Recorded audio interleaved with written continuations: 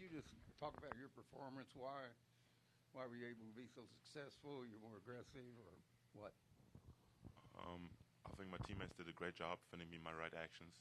I feel like I got so many lobs today. I feel like every action I was just when I was open, my teammates were able to find me, and especially big shout outs to the guys who stepped up when our both point guards were out today, and they just did an amazing job sharing the ball between each other, creating a lot of assists, and a lot of easy points for me.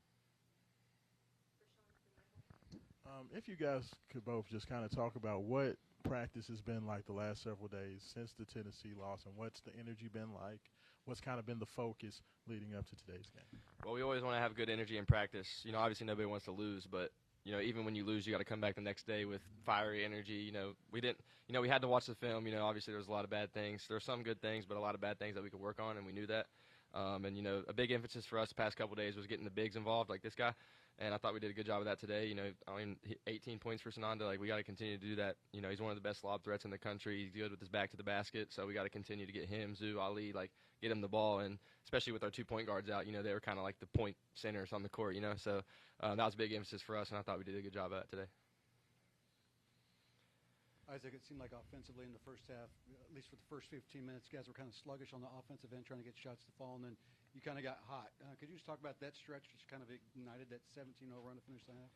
Yeah, I mean, it's always good to see your first one go down, and, you know, I saw the first one go down, so it kind of gave me a shot of confidence. You know, the past couple games for me have been rough, you know, shooting-wise, so it was good to see a few go down today. But, you know, we talked about we didn't have our point guards today, so, you know, RC was playing some point guard. I was even playing point guard. I haven't played point guard since high school, so, you know, a lot of changes today, a lot of different lineups, bigger lineups, so it kind of just took us a while to get in the flow of things. But once we did, I thought our offense was good.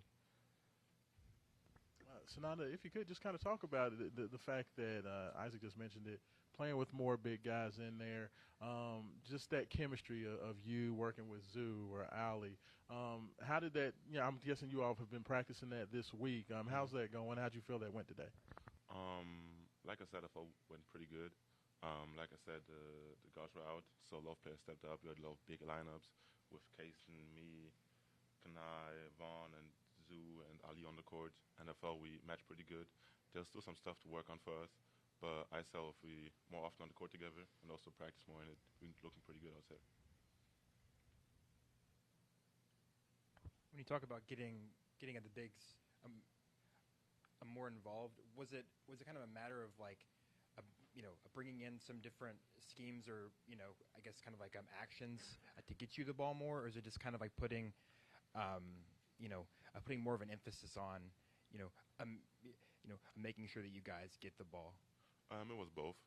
Coach put emphasis on both. He said we're going to put some actions in that makes us pass it to the bigs, but also just put an emphasis on if you have an opportunity and see a big inside ceiling, just throw it in there, give them chances. It helps the team create some off-ball movement as well. And our goal isn't like to give the ball to the big, like, hey, yo, just score. It just creates a lot of movement outside also to create open shots for teammates. Just, what was your perspective on the loss on Tuesday night? You know, obviously some of the big takeaways from that, you know, we're needing to step up physically and just kind of, you know, how did you think the team grew from that game into this performance today? We just didn't play our game against Tennessee, and that showed a lot. And then the issue when Kobe went out and we missed out 2 guards and we had some little issues in the point guard position. But the last 2 days we were working very hard as a team, staying together, staying connected. And like I said, having these guys stepping up and to come out here and show out and show who we are and play our way. And that's how we did it. A couple things. Do you think we'll see more of the emphasis on the inside game going into the ACC? That's one. And then how do you handle it when you have a couple bad games like you had, bad shooting games? Yeah, to answer your first question, 100%, you know, it worked out for us today. Like I said, this guy's one of the best lob threats in the country. You know, Ollie's the best passer in the country. Like, we got to get those guys the ball, and we'll continue to do that. I think it just makes our offense a lot better when we let them touch the ball and make plays for us. And then what was your second question? How do you handle when you have a couple bad shooting games? You know, as a shooter, you know, it's all just mental. You know, I know the reps that I put in. I know the work that I put in. So, you know, when I have an off shooting game, you know, I always think the next shot's going in, you know, no matter what. So that's what you have to do as a shooter in college basketball. So I just always think the next one's going in. Just keep shooting it with confidence because that's what this team needs me to do. So. Isaac, if you could just kind of talk about with Michael being gone for these couple of games, he's been the primary facilitator. With you guys being out there having to generate more offense for your teammates, do you think this is an opportunity for you guys to grow as playmakers? Yeah, 100%. Coach has kind of been on me to be more of a playmaker, especially since Michael and Kobe have been out.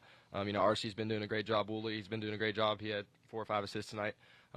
Big emphasis has just been touching the paint and then spraying, making plays for others. And, when you're down 2 point guards, other guys got to step up. We have a next man up mentality. No matter who goes down with injuries, no matter who's out, we always next man up. So just continue to make plays for others as well. As you guys get ready for a holiday break coming up here, do you think you're going to have more emphasis on how to play without Michael and adjusting to being point center and kind of taking those point guard roles rather than maybe adjusting for Michael, if that makes sense? Yeah, I'm hoping Michael will be back by then. We all do. We miss him for sure. He's an amazing player, but you got to be prepared for everything. So the past couple of days we've been practicing without him. Putting different people at point guard. Javon's been playing some point guard. Getting the bigs involved as our point center, like I said earlier. Just different ways to get the offense rolling. Because you never know who's going to be out at any given time. So in practice we always have all kinds of different lineups that we practice with to help us for situations like that. Merry Christmas. Thank you.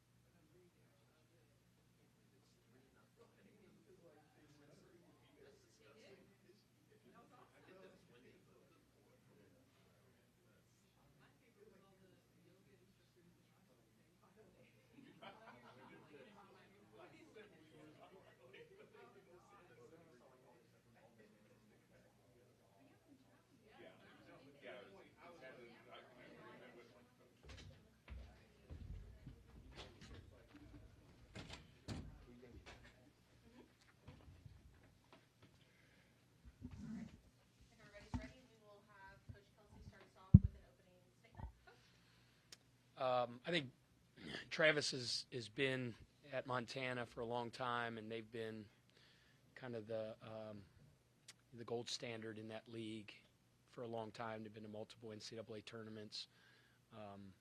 Got to really dive into like his coaching and his team over the last couple of days in preparation for this game, and I have a lot of respect for him. He's a really good coach.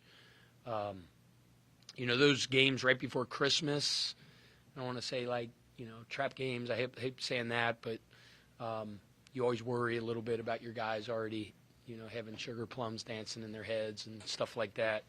But our process was really good. Obviously, coming off that loss at Tennessee, you know, I knew we'd have their attention, but I never worry about that with this team.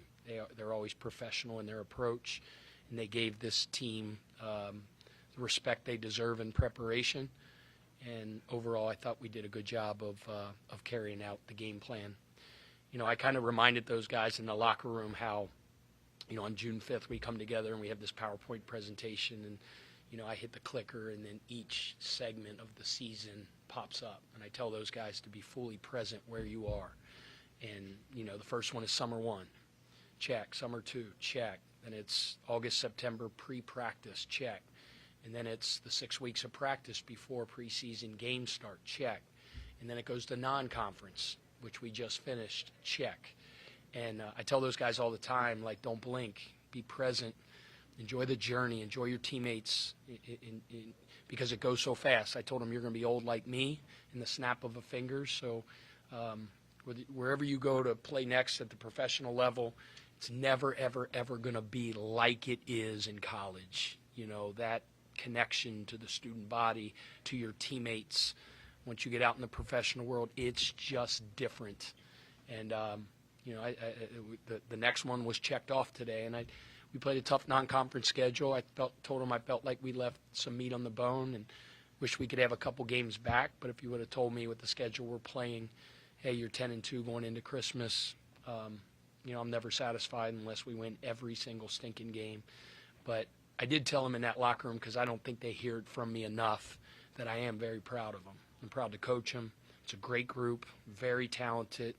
Sky's the limit for them, and I am unrelenting in being the CRO, as I've told you guys before, and that's the chief reminder officer, to remind those guys what our standard is every day. And sometimes it could probably feel like I just am never, ever, ever, ever satisfied. But we've done some really good things, and we have great things ahead of us. I told them the next thing is to get their minds right, get their bodies right, spend time with family, enjoy the holidays. It's a special, special time of the year. We're celebrating the birth of the miracle of God becoming man and Jesus walking the face of the earth and saving us all from our sins. So I'm excited to spend some time with our family. When our guys get back, I told them, you know, do what you got to do to step foot back in that practice facility when we get going and be, you know, have your mind and your body ready to be the best you've ever been. And it's a fun journey to be on with these guys. It's a fun journey to be on it with our fan base in this great city of Louisville. And I think there's great, great things ahead over the next several months. But Merry Christmas to you guys all, too.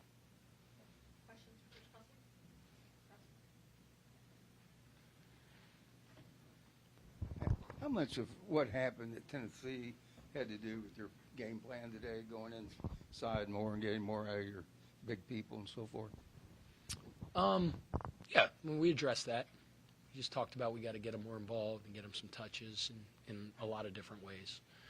And then I reminded them, too, that one way for them to get as many passes as they want to them is to go eat the offensive rebounds. So part of it was us getting those guys more involved, but part of it was those guys going in being very, very selfish on the backboard. It's the one time in the game that you can be selfish. Go get every single rebound. I will never say, hey, let that one go. Get every one.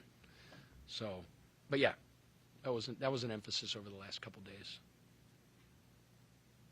Coach, with Michael being out these couple of games, you know, it puts the onus on these other guys to really create a lot of the offense and generate the paint touches.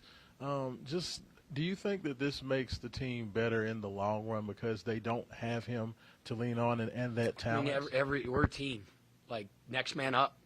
You know, people get injured. People get hurt. You know, that's why we have 13 guys on scholarship. You know, you mentioned Kobe. We didn't have Michael or Kobe. You know, that's our point guard and our backup point guard. We didn't have either one of them. Don't blink. Hey, Javon, go play the point. Gotcha, coach. You know, like, you know, that's just how it is, and that's how it'll always be. There's zero excuses and zero explanations. Figure it out. And, you know, last two games, Ryan has been asked to change roles. He's been very ball dominant. He's been, you know, he's had the ball in his hands. He's been the point guard. He's been the table setter. And, you know, he plays some point for us, but he hasn't done it a lot.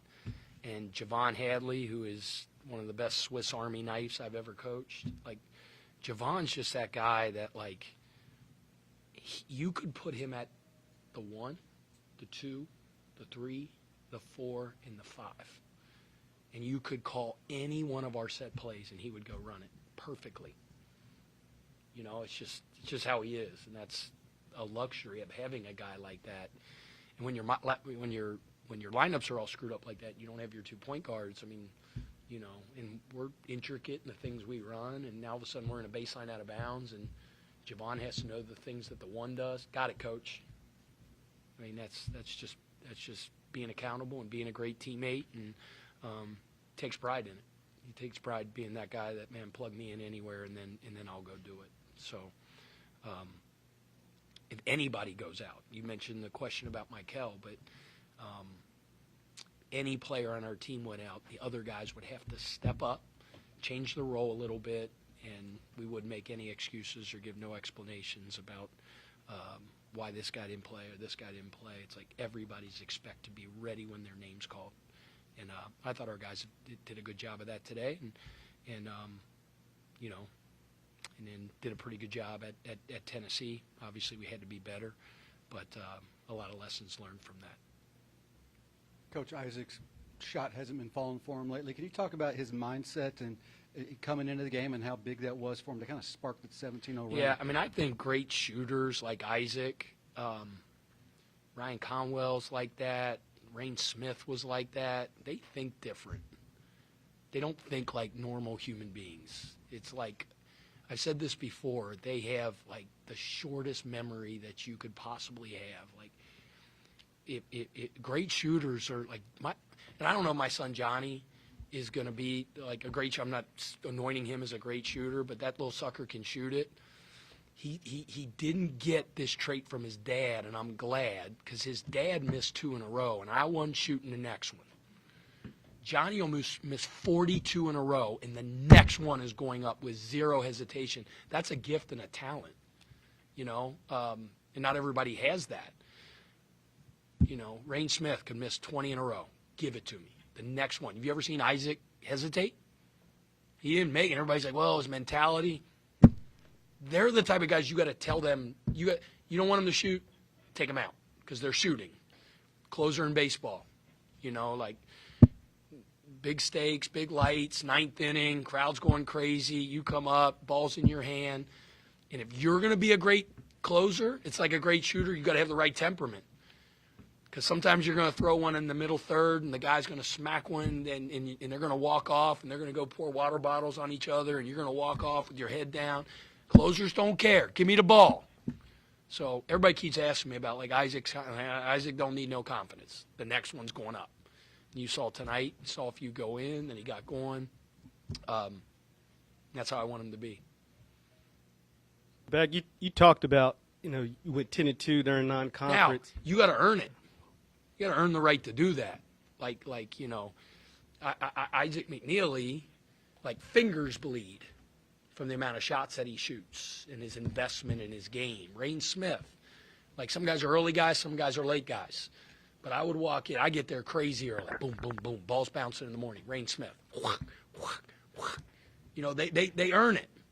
Like I said, Johnny shoots, you know, 46 in a row. The next one's going up. You know, I don't know what he'll end up being and stuff like that. But there ain't no 7th graders is getting the shots up. That kid's getting up. Like, And that's the thing. I said, you got to earn the right to shoot those. And so I want to make sure I talk about that. Those guys also they don't just become great shooters. They just don't fall out of the sky. They master their craft. And that doesn't matter what you're doing. It doesn't matter shooting. It doesn't matter if you're going to be a journalist, if you're going to be a head coach. Like, you got to put in the 10,000 hours, and then that 10,000 becomes 15,000 hours. You got to be passionate about your craft, and he does that. He works. I was saying during your non-conference, you went 10-2. You talked about leaving some things out there. Where, coming post-Christmas, where are some of those things you feel like you need to improve? Yeah, we talked about that. That was all the stuff at the Tennessee game. I mean, you go back to, we had a flipped around assist-to-turnover ratio. We had a 1-to-2 assist-to-turnover ratio. You're not going to win many games on the road turning the ball over like that. We went to Arkansas. We got out-rebounded, and then we fouled too much. Right? I mean, those are, if you had to pick the two things there, we put them at the free throw line, and they beat us up on the glass, and very few teams do that. But you can't go into a place like Tennessee and have 8 assists and 16 turnovers. And then you might say, oh, Mikel wasn't there, your point guard was there. There ain't no excuses. Play better. And that's on me, and that's on us. And, we address those things when they don't go well, and I thought our guys responded well today. With Mikel and Kobe being banged up these last couple games, have you seen guys like Adrian Woolley and Ryan Conwell kind of step up in terms of being primary ball handlers? Yeah. I mentioned Javon, too. I mean, I would say Isaac today. Those guys really need to step up and be, facilitators. Ali Khalifa, he's another guy you can play through because of his ability to pass and stuff like that. But it's always good. It's always good to see guys that with that next man up mentality. And I thought, Adrian for sure. You look at the last couple games, and early on, everybody was asking me about Adrian. Yeah, I go, just wait, man. That cat's really, really good. And he was a monster at Tennessee. And I thought he played really, really well again tonight. Yeah, you're probably going to want to watch the tape, but I'm just wondering, just kind of your first thoughts on like those lineups that had both Ali and Sananda in them. Just kind of, and then also towards the end of the game too, like seemed like you were going with a ton of height. Is it kind of? That's because we had 600 guards out. Right. It's called the advantage of no choice. You have Mikel out, you have Kobe out, and guys can't play 40 minutes. So, we had some lineups with I think Javon, Kanai, and maybe 2 of those bigs. We play hard. We weren't going to change what we do. We're going to continue to crash the glass. We're going to continue to run the floor, and those guys get tired. And it was like, there was some point it was just like, put 5 guys out there. We'll figure it out. So, it was by necessity because, you're short 2 guards. But I'm just thinking about, like you want your centers to be the hubs of the offense, right? But then you have, having a 2 of them out there, Mm-hmm. right? Just like how does that kind of like, does it do anything differently for your system being able to have those guys out there and not playing off each other? Yeah. In our system, a lot of times the hub has the ball in his hands. We have screening and cutting off of it. But, Sananda's a great screener, skilled guy. Those guys stepped in and did their job at a really good level, and I thought it was good. Coach, kind of along those lines, when you do have more big guys out there like that, I know you like to have that element of randomness to your offense. Does that structurally change a little bit when you have that was kind the of big the guys? question I think I was trying to answer based on what he just asked, but not really. I always say to those guys, like, be a star in your role and know your function. Don't try to change your function out on the floor. You could work to change your function behind the scenes and in the off season, but be great at what you are. When we have 2 bigs out there like that, we got 2 elite screeners. We got 2 guys that, that teams got to make a decision whether they're going to switch pick and rolls because most people do with the 4. And now you're going to have 2 guys in coverage. There's not as much shooting spacing out there, but there's advantages you have when you have big guys out there. Obviously our rebounding gets better. We don't have as much ball handling and things like that, not as much shooting, but we got 2 hellacious screeners out there and 2 really, really good offensive rebounders, but still play within the confines and the structure of our offense, but they kind of do what they're good at, if that makes sense. Pat, along those same lines, do you see this as going forward using the same sort of philosophy about Well, the bigs and going I don't want to go forward with the philosophy of having 2 point guards out. No, I want to be as far away from that as possible. It's really nice when we got our 2 primary playmakers in the game together. Yeah. I meant more of the emphasis on going inside and on the bigs. Yeah, I mean, we always want to go inside. Always. I always tell you guys, like everybody says, shoot threes. Like, there's different ways to get the ball inside. Drive it in there, right? Pass it in there off the cut. Throw it in there off post-ups. Like, ultimately, statistically, analytically, a quote-unquote post-up, old-school post-up with the NBA playing the organ music, like dun, dun, dun, dun, dun, dun, and Charles Oakley catching it and, like, backing you down 600. That's not the most efficient offense, and from a points per shot perspective, it's not. But, like, you know what is? A shot at the rim. So all day long, I'll take a post play or see on a guy close to the basket where all they can do is foul you, you're going to score. I'll take that all day long. But you can get post touches off pick and rolls, right, and being good, getting gravity going toward the rim on your rolls. And then when you have your shooting, pulling the gravity the other way out, people have to make a decision. If you make sure it's a threat that you're going to throw those guys the ball in the roll, now they help in, now you kick out, now you get shots. So running stuff for them, post-ups, getting the ball to them off the pick and roll, those guys going and getting their own stinking passes on the offensive glass. I just think getting those guys a little bit more involved, and we did that today. Pat, with the holiday break, how confident are you that it's going to be enough time for Michael to get healthy?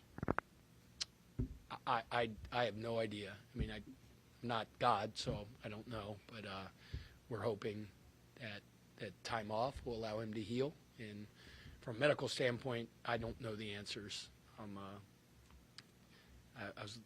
There was zero chance that I was ever going to go to medical school because I got a 4.0 one time, but then you added my first semester and second semester together and came to a 4.0. I'm kidding. I was actually a pretty good student, but I know nothing about the medical stuff. So hope he makes progress over the next couple days, and hoping to have him and Kobe back when we get back from break. Yeah, just to kind of follow up on that, he was out there getting shots up before the game. Like, has he been able to do anything in practice, or just more so just a game treatment and recovery? He hasn't been able to do contact.